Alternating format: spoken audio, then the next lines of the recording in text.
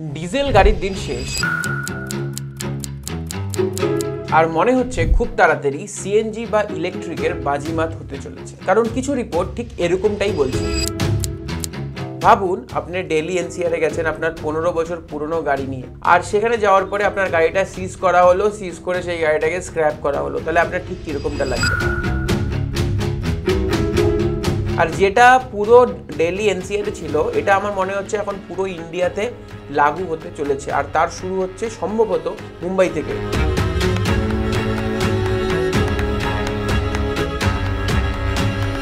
আর এই ভিডিওটা বানানোর পিছনে যেটা সবথেকে আমার মেন কারণ, যে আপনারা প্রিওন্ড গাড়ি হিসাবে কি ডিজেল গাড়ি এখনো কেনা উচিত কিনা, বা নতুন গাড়ি হিসাবে যারা কিনছে তারা তো একটা ডিফারেন্ট সেগমেন্টে চলছে, তারা 10 বছরের সমস্ত কিছু পাওয়া যায়, কিন্তু যেই সমস্ত গাড়ি সিএফ 5 বছর বাকি আছে বা 2-3 বছর বাকি আছে, তাদের কি পুরোনো গাড়ি ডিজেল হিসাবে কনসিডার করা উচিত কিনা। তো এই টপিকের উপরেই আজ এই ভিডিওতে আমরা পুরো কথা বলবো, যে ডিজেল গাড়ির ভবিষ্যৎ কি আর ডিজেল গাড়ি কি আপনাদের কেনা উচিত কিনা।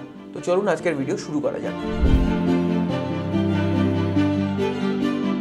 তো প্রথমেই কথা বলি যে ডিজেল ইঞ্জিনের আবিষ্কারক। সবাই হয়তো আপনারা অনেকেই জানেন যে ডিজেল একটা টার্ম, কিন্তু ডিজেল একজনের নাম, আই মিন সারনেম, শুধু নাম না সারনেম। রুডল্ফ ডিজেল নামের একজন ফ্রেঞ্চ জার্মান ইঞ্জিনিয়ার ইনভেন্ট করেছিল এই ডিজেল বা এই ক্রুড অয়েল থেকে ডিজেলটাকে এক্সট্রাক্ট করে একটা ফিউল, কম্বারশন ফিউল হিসেবে।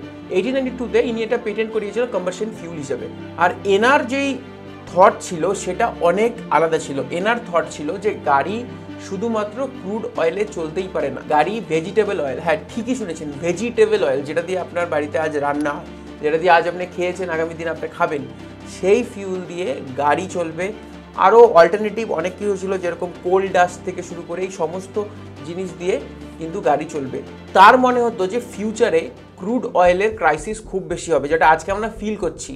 তো সেই জন্য এই অল্টারনেটিভ ফিউল অপশনগুলো তিনি কিন্তু চয়েস করেছিল।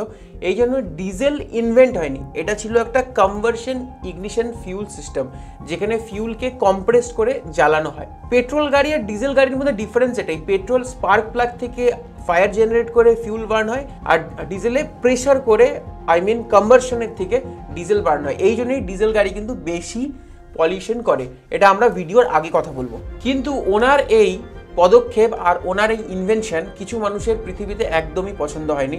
এই কারণে যদি আপনি রুডল্ফ ডিজেলের মৃত্যু ঠিক কি করে হলো, এটা একটা মিস্ট্রি। আজকে এটারও কিন্তু খুব একটা কোনো ইনফরমেশন নেই, কারণ কিছু লোক অবভিয়াস তারা চায়নি যে এইসব ফিউল আবিষ্কার হোক, আর এইসব ফিউল আবিষ্কার হওয়াতে এইসব বেনিফিট হোক। এটা আপনারা একবার গুগল করে দেখবেন। আর যেটা সব থেকে বড় আরও একটা রিজন আছে, 2015-তে ভিডব্লিউর যেই ডিজেল স্ক্যান্ডেল ছিল, আর এরপরে কিন্তু ওয়ার্ল্ডের বেশ বড় বড় যেসব লাইক অটোমোবাইল মার্কেট, সেখানে কিন্তু এই ডিজেল নিয়ে অনেক কথা শুরু হয়ে গেছিলো, যে ডিজেল যখন এত বড় স্ক্যান্ডেল হয়েছিল। ভিডব্লিউ গ্রুপ যেই স্ক্যান্ডেলটা করলো, আমার মনে হয় সেখান থেকে ডিজেলের জীবন শেষের দিকে চলে গেল। আর সেই সঙ্গে অনেক দেশ তার বিরোধও করলো, কারণ ইউরোপিয়ান কান্ট্রিতে কিন্তু ডিজেলের একটা বহুত বড় মার্কেট ছিল, কিন্তু আজকে কিন্তু সেই মার্কেটটা আমরা দেখতে পাচ্ছি যে একদম শেষের দিকে। মার্কেট কোনো রকমের এক্সপ্যান্ডই করতে পারছে না ইউরোপিয়ান, কারণ এত রেস্ট্রিকশন ডিজেল গাড়িতে, তো ডিজেল গাড়ির মার্কেট কি করে এক্সপ্যান্ড হবে? তো এটা একটা বড় কোশ্চেন।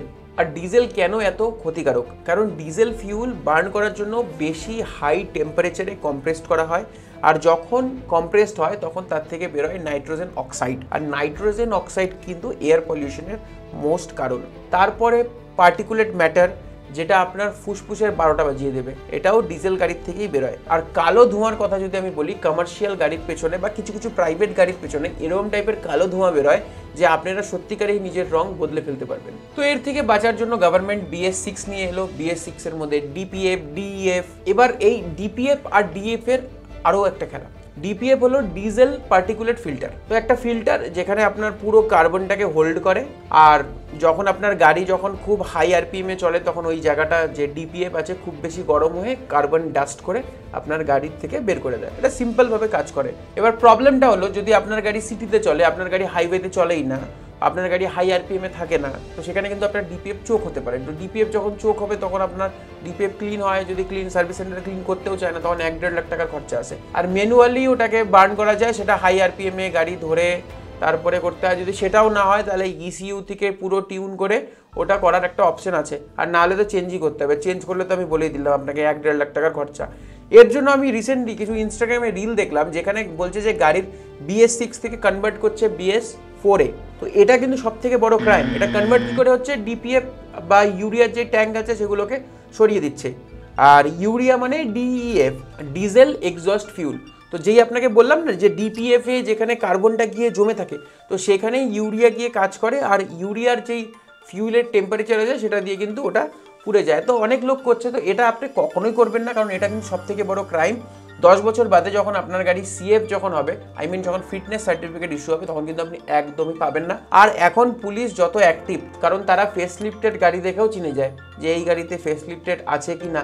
তো এটা যদি আপনার গাড়িতে যদি কখনো যদি বুঝে যায়, তো আপনার কিন্তু বহুত বেশি ফটকা লাগবে।